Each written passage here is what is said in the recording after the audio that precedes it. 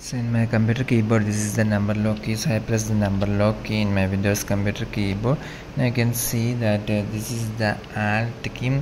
I press and hold this Alt key. I am not removing my finger from this Alt key.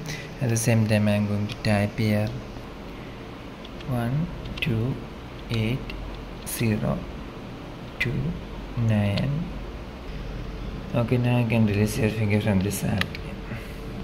So if you are doing this in Microsoft Word, then you can see that we have created a Honeybee symbol.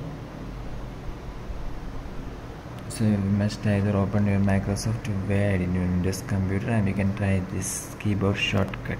So this is the keyboard shortcut. That is Alt 128029 for creating Honeybee symbol in your Windows computer.